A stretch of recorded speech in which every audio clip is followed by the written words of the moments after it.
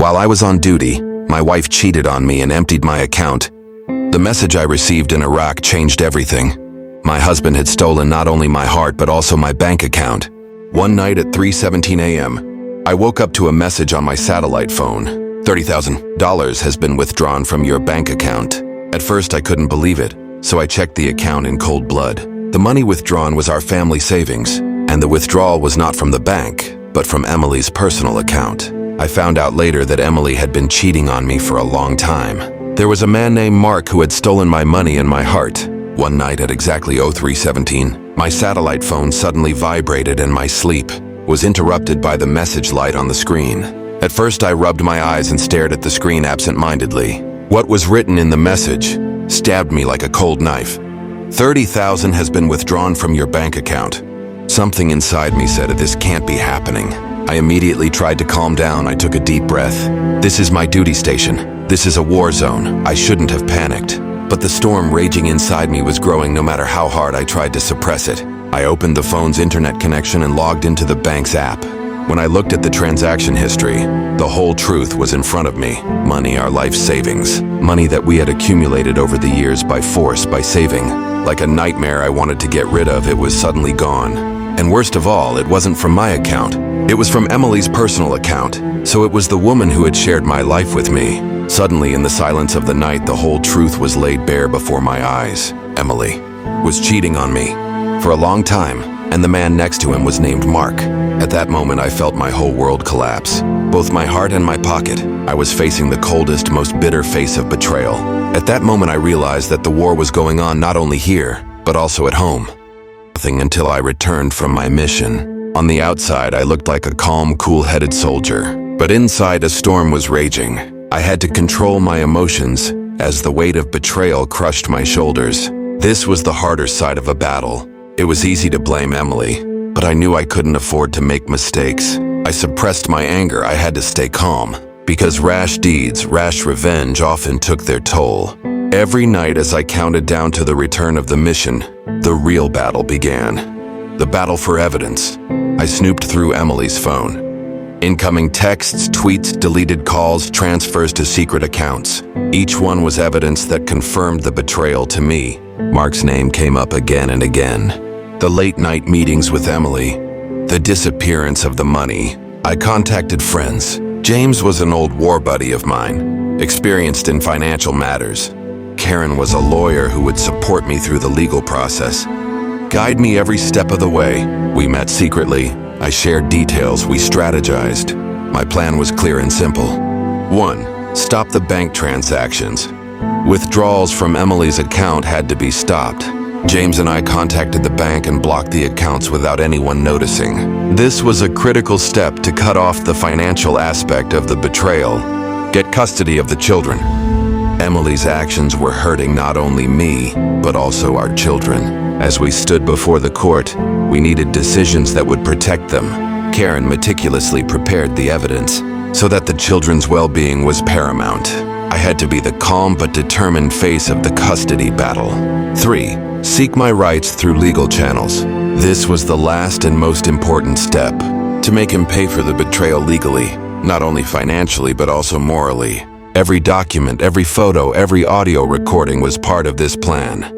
And most importantly, it had to be done in cold blood and with a plan. Months passed. Every day I found new evidence. Every day Emily's true face was revealed a little more, but I didn't let it show. My commanders knew me as a disciplined and determined soldier. I never showed my anger. That was real strength. When the day came for my return from duty, everything was ready.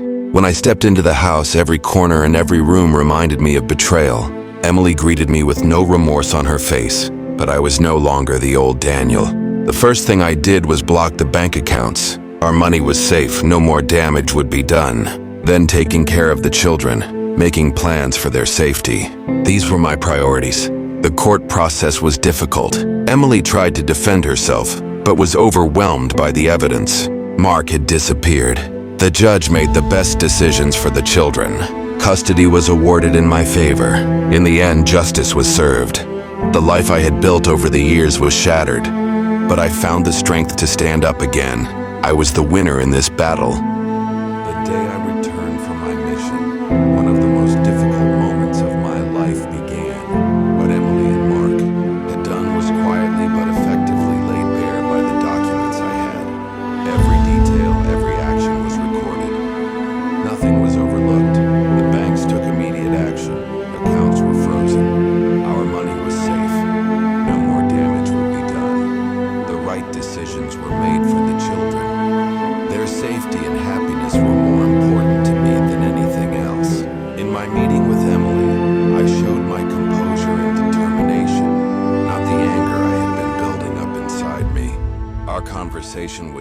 to the point.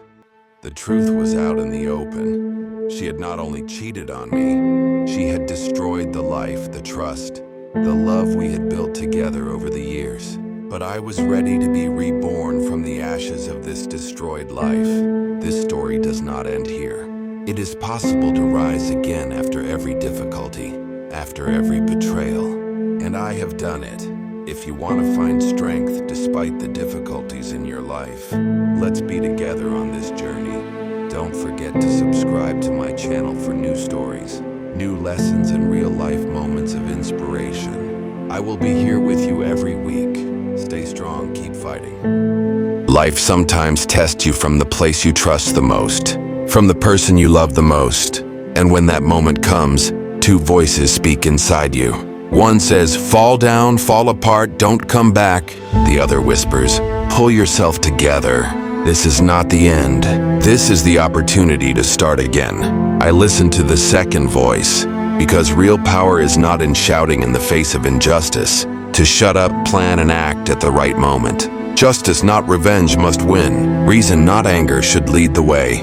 The life lesson is this: when you face betrayal, remember who you are. What is done to you is not worth what you are worth. And sometimes what seems like loss is actually salvation. Just because you are broken, don't think it's over. Starting over is your greatest victory. If you want to learn from such stories and rediscover your own strength, subscribe to my channel. Let's walk this journey together. Life sometimes deals the biggest blow from the closest. But remember, it's not how you fall, but how you get up that determines who you are. How did you feel while watching this story? What would you do if you experienced such a betrayal? Write your thoughts in the comments and let's talk together. Because sometimes the greatest healing begins in the story of a stranger.